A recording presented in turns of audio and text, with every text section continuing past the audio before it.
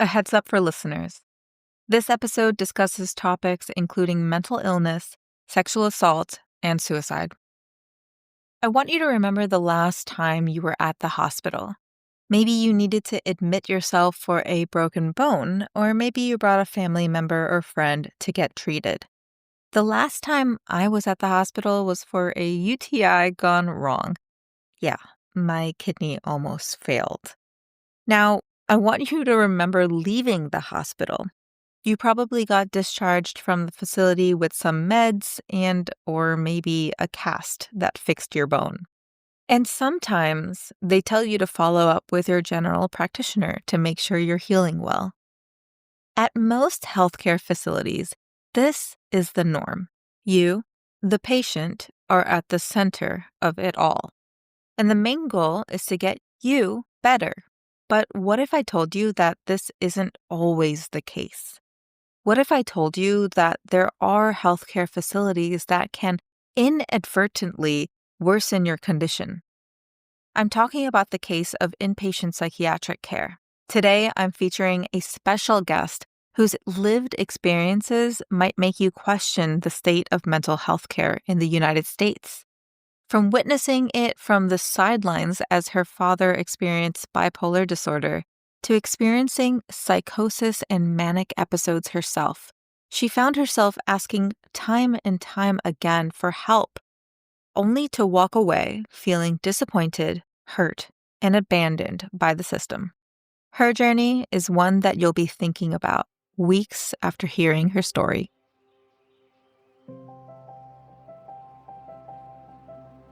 Welcome to another episode of the Global Health Pursuit podcast, the podcast where we explore the world's most pressing health challenges through a beginner's lens. My name is Hetal Daman. I'm a biomedical engineer turned social impact podcaster, and I'm your host. Today, we're talking about inpatient psychiatric settings in the United States. Our guest today shares a story that exemplifies how research on the quality of inpatient psychiatric care is lacking, how ironically untherapeutic inpatient psych care can be, and actually how unsafe it can be for patients who experience this type of care. We're talking about suicide rates exponentially increasing post-care, and how all of these experiences have culminated into her research, focusing on driving patient-centered care and equity in these critical settings. In order to do that, she tells me that she's working to understand these two questions. How might we best try to measure how loving care is? And how might we think about implementing interventions to improve care quality in ways that are maybe more aligned with principles of love? The voice you just heard is Dr. Morgan Shields.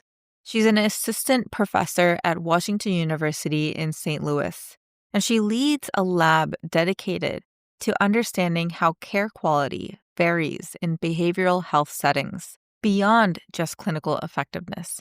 She's one of the few researchers focused on the quality of inpatient psychiatric care, which makes her work and her personal experience so critical. And speaking of experiences, what were the experiences that you've had, growing up? What were those life-changing moments for you that catalyzed your way into this research? Yes, everyone's always so curious. Why would you be interested in particular inpatient psychiatric care? Because that is where I've focused most of my work. And I think people are so curious as to what types of lived experience I must have, because why else would you be interested in a setting in a population that is so dehumanized, right? It's so dehumanized to the point where it seems people can't fathom that anyone would actually be interested in understanding what's going on there and trying to improve care for the population. So I can share two buckets of lived experience. So the first is I'm a family member to people who have significant mental health struggles. My father in particular was diagnosed with bipolar disorder. And, I totally respect and appreciate that survivors of the mental health care system might not feel comfortable with diagnoses. I just want to kind of put that out there that I respect that. I think in the case of my father, bipolar disorder really does appropriately capture the condition that he really struggled with. So he would be manic and enter psychosis, and that would last for about 2 years on average. And he would enter depressive episodes that also would last for about 2 years on average.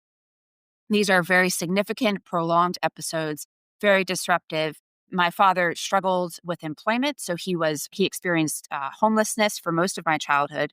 He couch surfed, he slept in cars, and when he was depressed, it was terrible. I mean, we couldn't leave, we couldn't do anything. When I was spending time with him, it was really sad. And when he was manic, it was frightening. And quite honestly, he would do things that were abusive in his mania. He would say really awful things. He would get angry. He would drink, et cetera, et cetera. And so the reality of living with a parent who has pretty significant mental health struggles like my father had, it could be traumatizing for the child. So I want to validate that. Right. How old were you when your dad was diagnosed with this? Oh, he was diagnosed before I was born. And actually when my parents met and they conceived me, my father did not have stable housing. So actually I was kind of born into a state of instability with my father. I'll just say for context, my mom kind of witnessing some of my dad's cycles became quite afraid. And I grew up in constant fear that my dad was going to kill himself and or if he was in mania, other things could happen. So, but please, if I can, I love my father, like, Mhm. deeply. So multiple things can be true at once. Yes.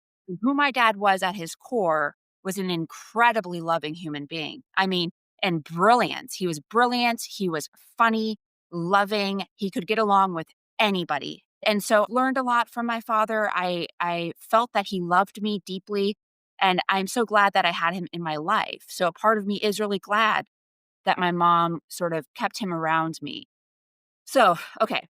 I know, it's That, like a deep breath. Whew. yeah, so that's some context. Yeah. What I can say is, from my perspective as a child, my father had these episodes and they were really frustrating, right? All I wanted, and I would pray for it at night, all I wanted was for my dad to get help. And from my perspective, there was help out there, right? There was healthcare and someone could help him. But the issue was that he was totally unwilling to engage in care. And when he would get very acute, especially when he was experiencing psychosis, I remember my mom sort of trying to think of different ways to get him hospitalized. And it was challenging because patients do have rights. You can't just take your family member and say hospitalize them.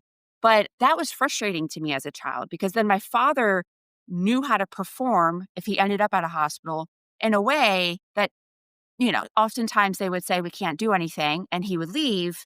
And then the only way that we could intervene is if he did something so awful that then he was arrested. I And then, see. Mhm. so he would get arrested, he'd go to jail.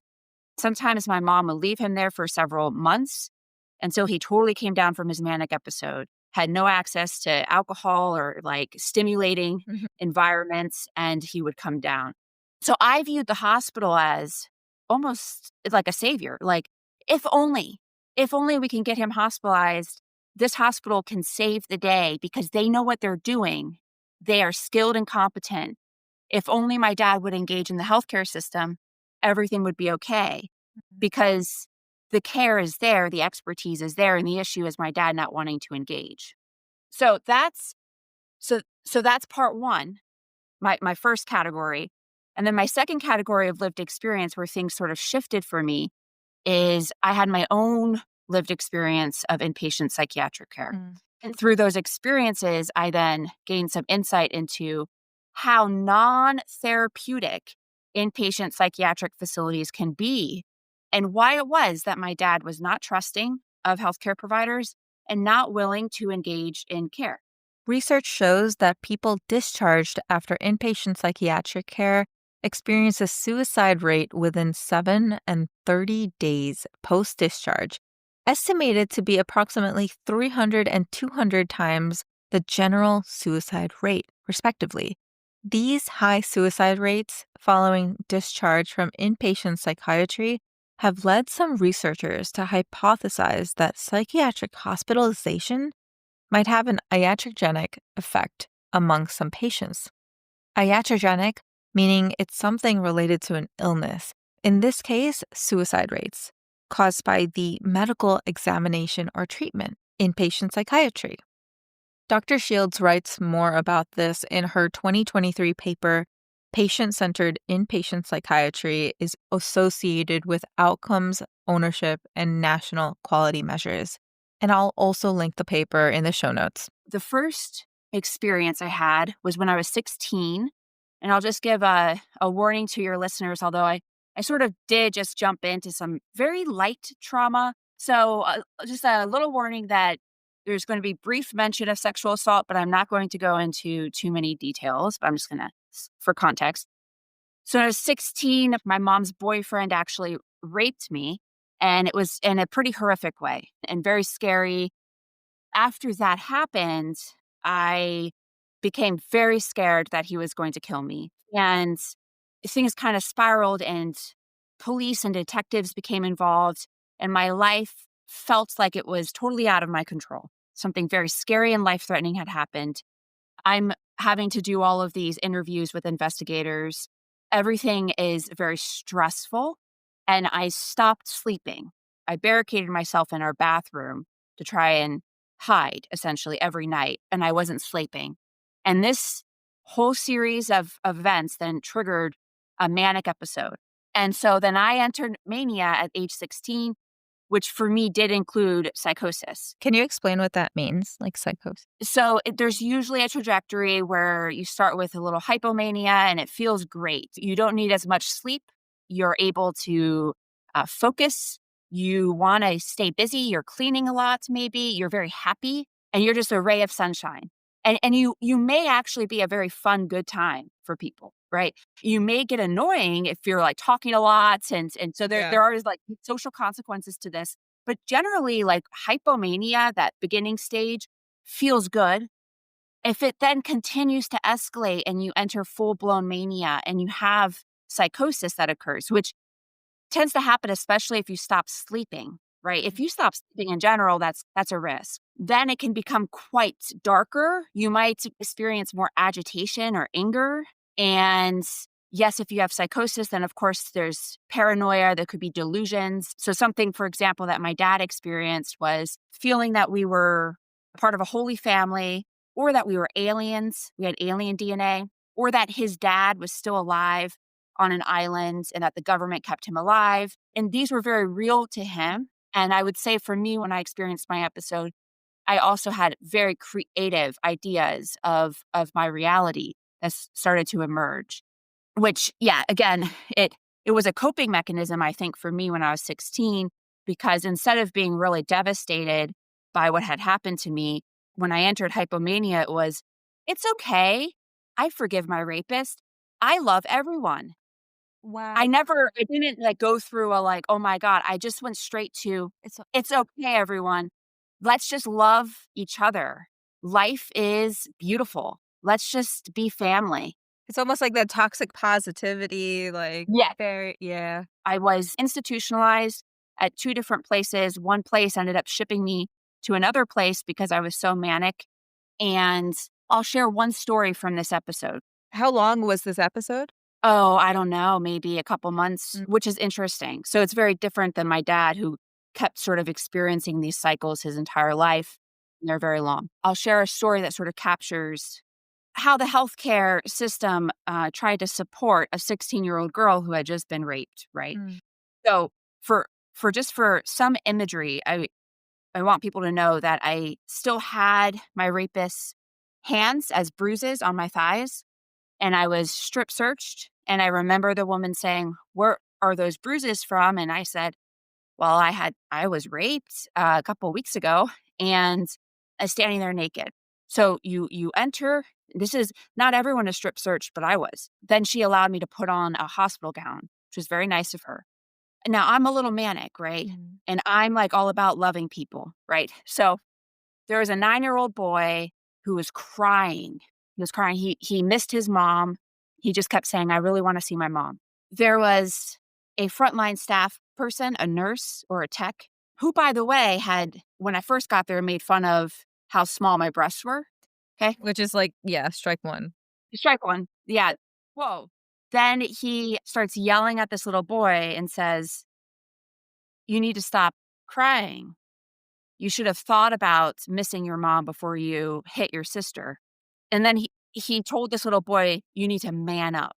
So I come in because, I'm feeling all like the hero. And I said, "You need to stop yelling at him right now." And this staff member said, "You need to shut up." I used a curse word. I used the F word in response.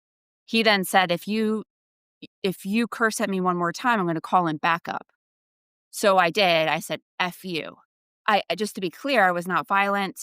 It did not deserve this. He called in a big group of really strong men who came down and they grabbed my body. I was pretty thin at the time. And they brought me into a padded room and they pinned me up against a wall. And they took my journal away from me. And I never saw that journal again. I was pretty upset about that. And then they brought me into another room where they strap you down and they threatened to strap me down if I didn't stop asking questions, because I was asking some questions like, "What's happening?" They injected me with a chemical restraint. I then obviously took a nap.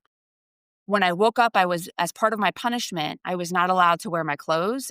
Not even my underwear. I had to wear a gown. And I had to sit in the hallway, and this is for humiliation purposes, and write an apology letter for my attitude. Now, I just want to be very clear as someone who actually has expertise on the regulations for inpatient psychiatric care that was a totally inappropriate use of chemical restraint. You are not allowed to do that if you have a child or an adult who is cursing, who's giving you attitude. You cannot restrain them for punishment purposes. Restraint should be used in only like the most extreme circumstances, to be clear, because it can be traumatizing.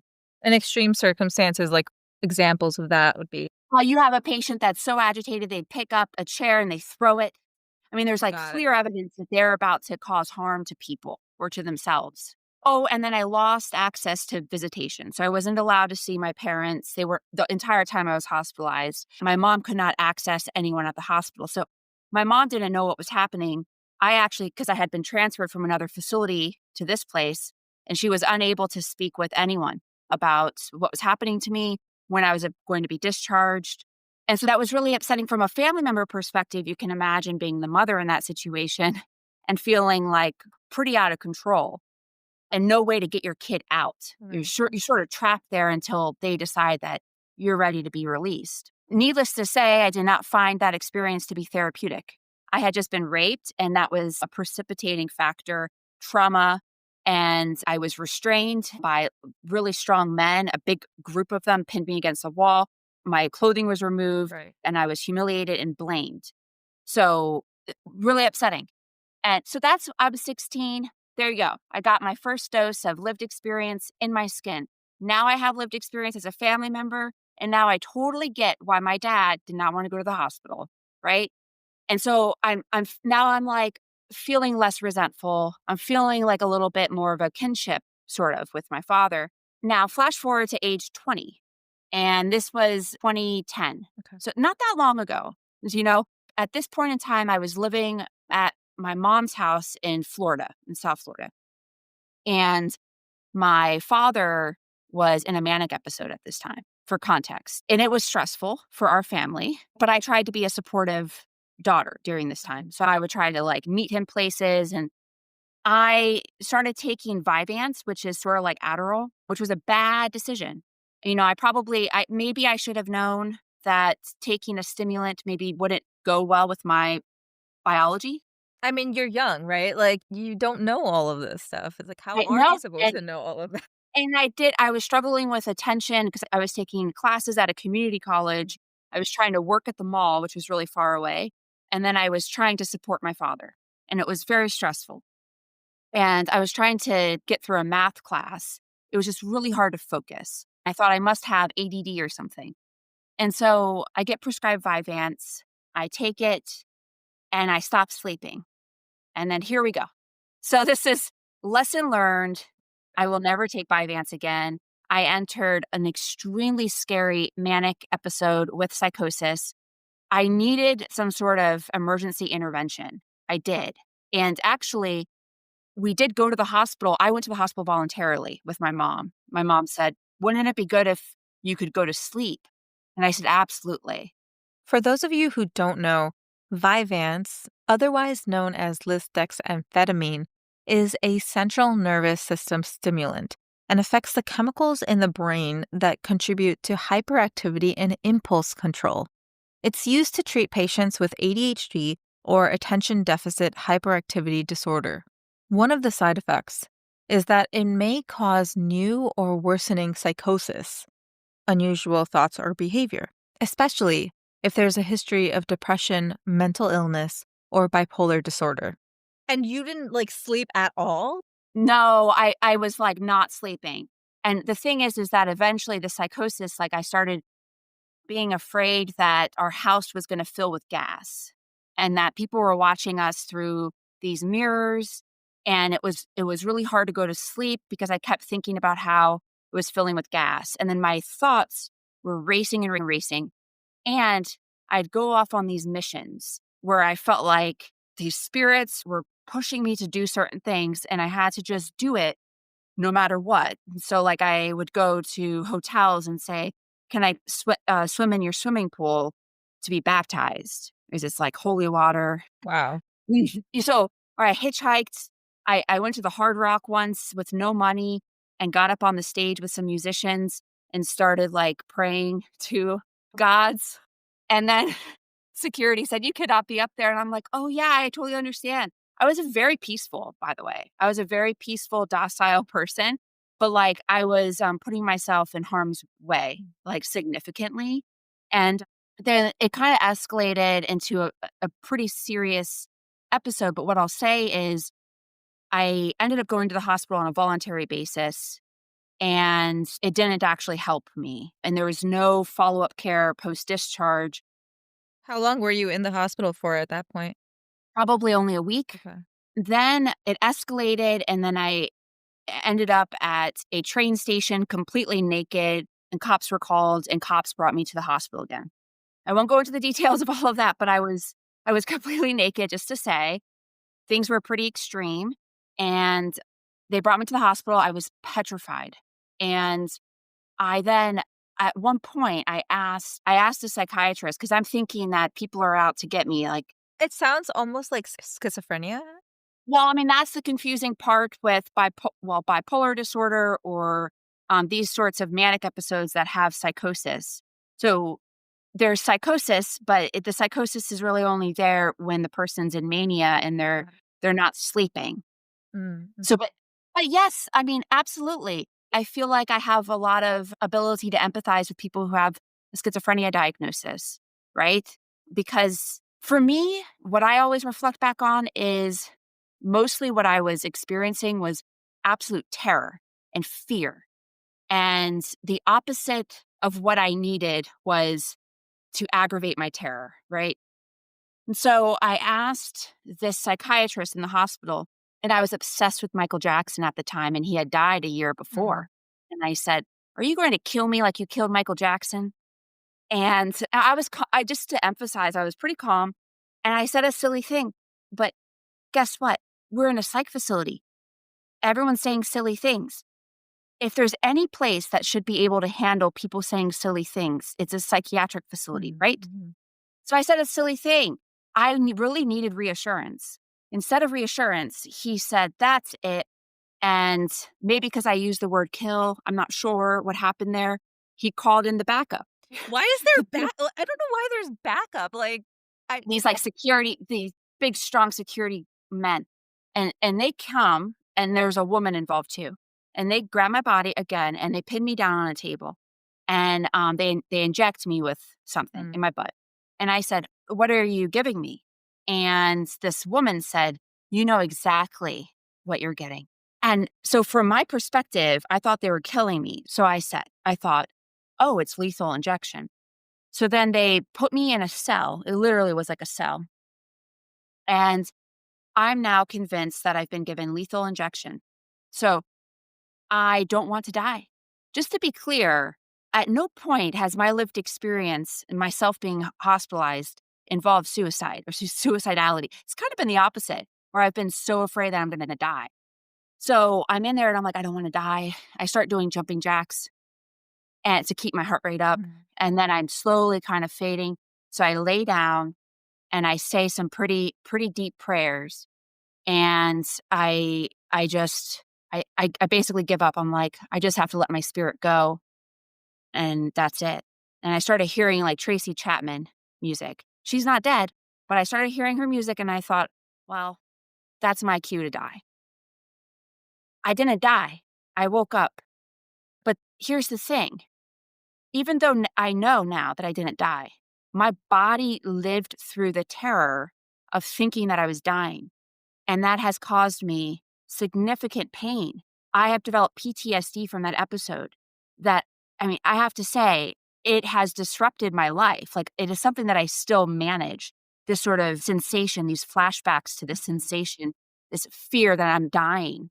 And that could have been avoided because it could have been avoided if, when I asked, "Are you going to kill me?" if the doctor said, "Absolutely not. We're here to help you." And it could have been avoided if, when they were pinning me down, if the woman just told me what they gave me. "We're giving you a sedative to help you calm down."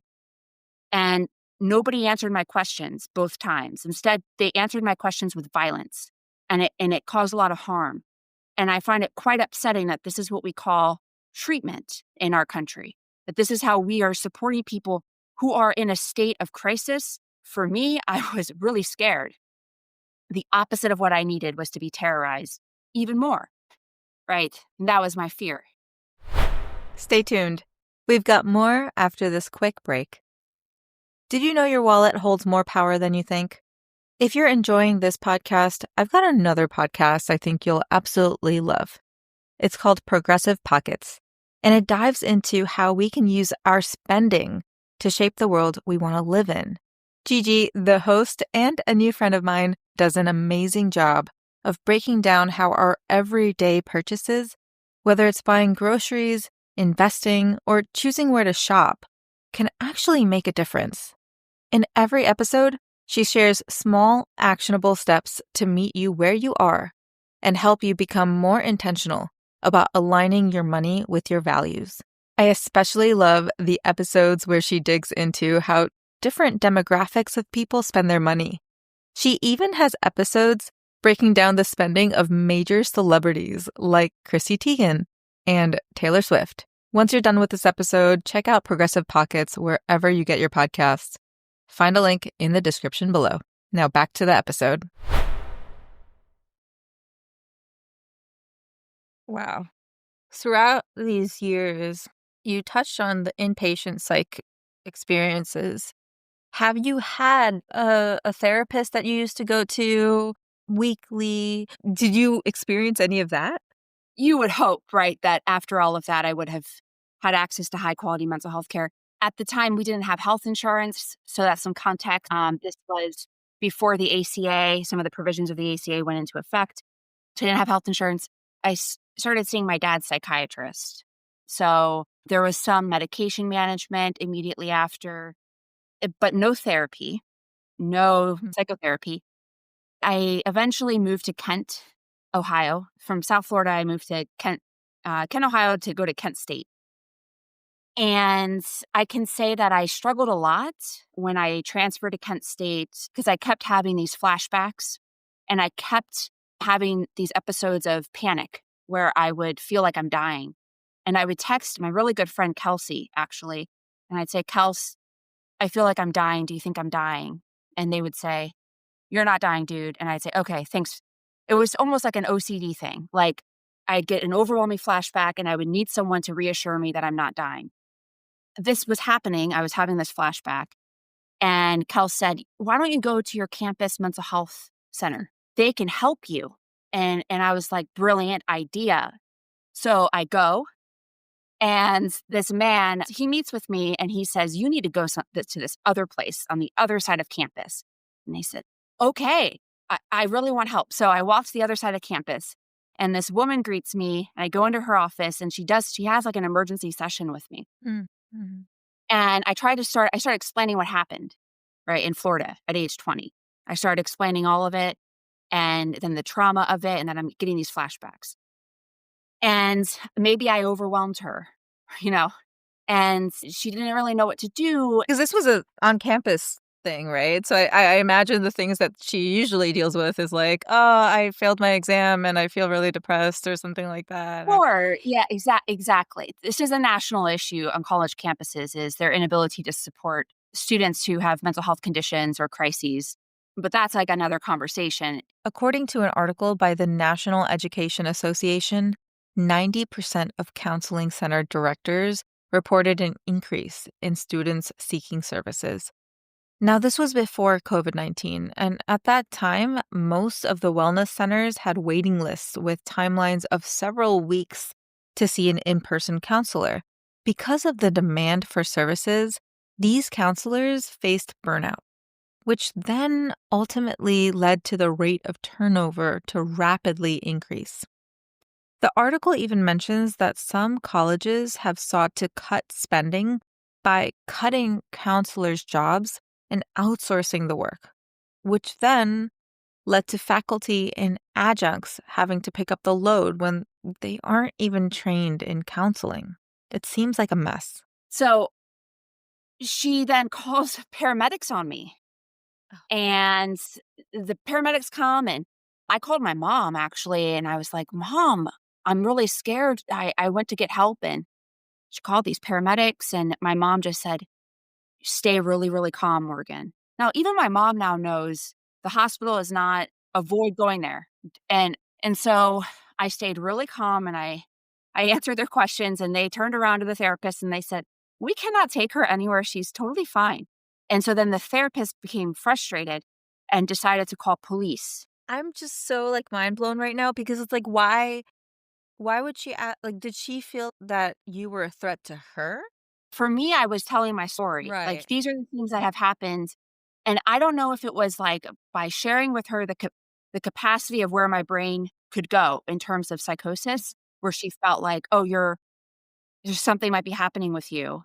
And then I was sharing what I was currently feeling, like, my sensations in my body and that it felt like I was dying. So I'm not sure if, like, from her perspective, maybe she was worried, "Well, I don't know, maybe she is dying," or I don't know, like, where the miscommunication came in, and I can imagine that there was a lot of bias and stigma and a lot of assumptions made where she was not able to kinda listen to me or connect with me once I kinda shared where I was coming from. I just feel it's really hard sometimes for people to not default to their stereotypes that they have of people. And she probably didn't have that much experience, to be honest, as you said. And so she called cops, and the cops come in, and they really scared me, I have to admit. And then they sort of tricked me. They said, "It's in the best interest of your family if you come with me." And I thought, "Well, what do you mean, my family? Like, what's going to happen to my family?" And then they said, "There's a place on campus and they can help you. Let us take you to them." And I said, "Absolutely." Again, I'm like, "Take me." I keep saying, "Yes, give me healthcare." They put me in their cop car and they drive me really far away. They do not drive me on the other side of campus. And they ended up driving me to a hospital that then observed me in a room for like, I don't know, 8 hours. And they decided that I was okay. And they fed me some SpaghettiOs. And then they just released me. And I received no follow up care. So it solidified for me that it's not safe to try to get help from the healthcare system. So, if I'm being completely honest, the reality for me is I did not receive any therapy up until I started my job as faculty.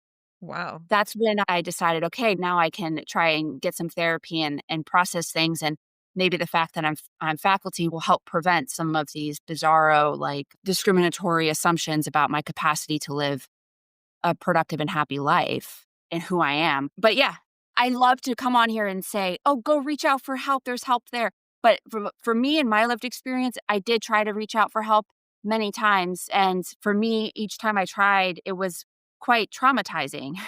It made things worse for me. Just to be clear, like for me, I did need to potentially be given some medication that would have brought me down. I did need some sort of safe landing pad, but I didn't find that necessarily at the hospital. So you mentioned the regulations that were put into place for inpatient psych and how they weren't really met when you were experiencing that.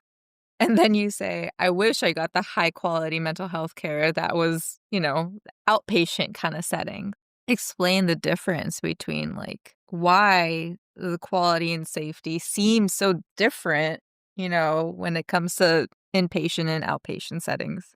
Okay, so I can answer this. What I can say is I'm not sure there's actually been much head to head comparison between outpatient and inpatient. And so I'm going to sort of answer this from a place that is based in sort of conceptual and theoretical reasoning and describing differences in the features of care. But I can't necessarily point to empirical evidence that says, outpatient care is better than inpatient care per se. First of all, inpatient psychiatric care is an institutional setting where you can kind of think of it as a black box. Patients don't have a lot of choice in where they receive inpatient psychiatric care or whether or not they're going to be hospitalized. And so these facilities don't necessarily face any sort of reputational or market consequences for providing care that is of poor quality. There's not necessarily very clear feedback from the people that they're serving. It's not like the people they're serving can just get up and walk away and say, "This is bad. I'm not coming here."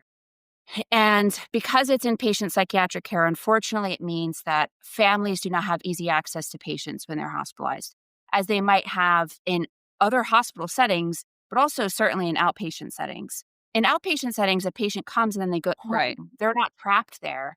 They have agency. They could get up and leave in the middle of a session. In an institution, you are stuck there, right? So that there's a huge power imbalance just there alone.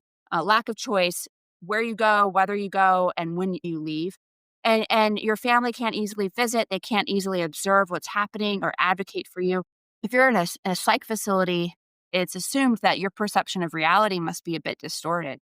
And I think that creates a barrier sometimes for the providers, the staff within these facilities, and regulators and policymakers to sort of prioritize patient-centered principles and trauma-informed care and to see the value in trying to address some of these power imbalances. It's almost like the root cause of this is dehumanization, and then the features reflect that dehumanization. So these are people that don't deserve, a clean facility, or they don't deserve safe care. They don't deserve to be listened to and to be treated with respect because there's something wrong with them. So we dehumanize them.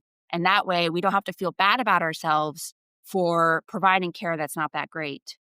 I mean, the other thing is it's hard to find and retain staff. And so unfortunately, I think that then what happens is sometimes facilities don't feel like they're able to have high expectations for their staff, especially if their staff are in a union. I think unions can be excellent, right? But unfortunately, sometimes advocacy for staff well-being comes at the cost of patient well-being.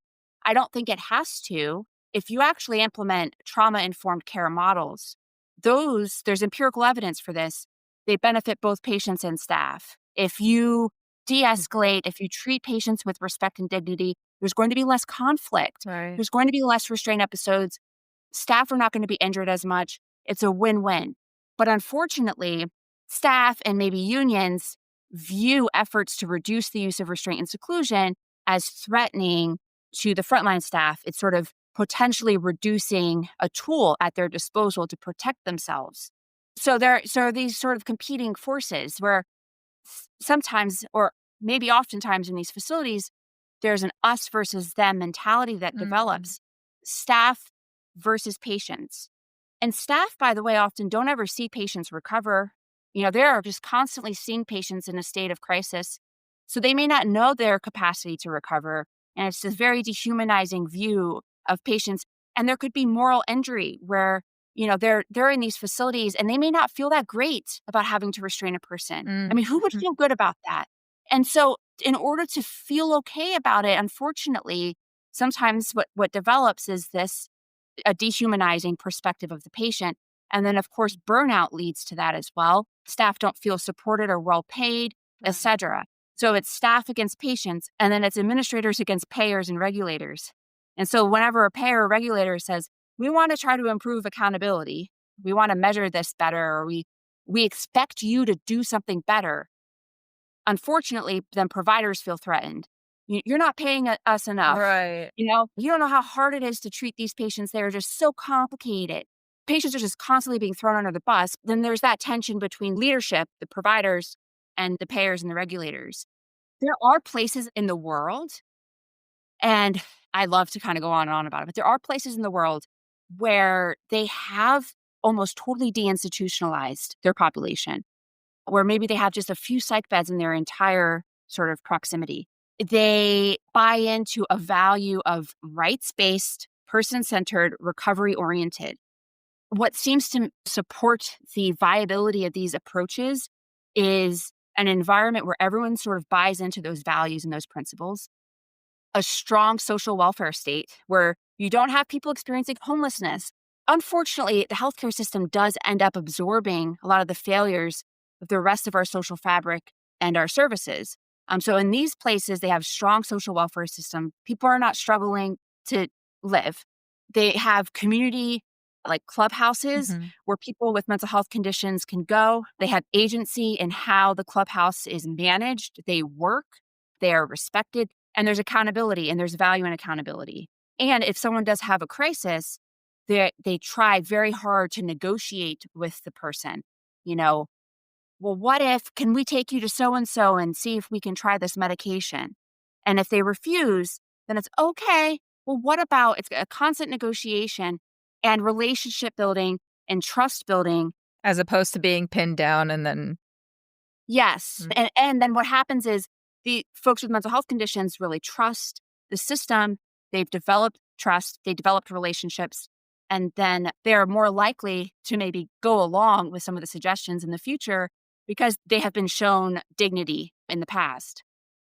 And so I just wanted to throw that out there that it is possible. I'm not sure if it's possible in the United States. Oh, so this is Given this is what outside of the States. Yeah, this Got is it. like in Italy. I see. Dr. Shields is referring to a community-based approach to mental illness that is modeled in the small Italian city of Trieste. There, the approach to mental health care is anchored in kindness and agency, where people are not defined by their mental illness. It seems to be starkly different from practices in the United States. And as you can probably tell, we're basically at the end of the episode. But have no fear, there is a part 2. Because to be honest, we have hardly scratched the surface. In this episode, we learned a lot about Dr. Shields' own personal journey, and honestly, I didn't want to edit any of it out.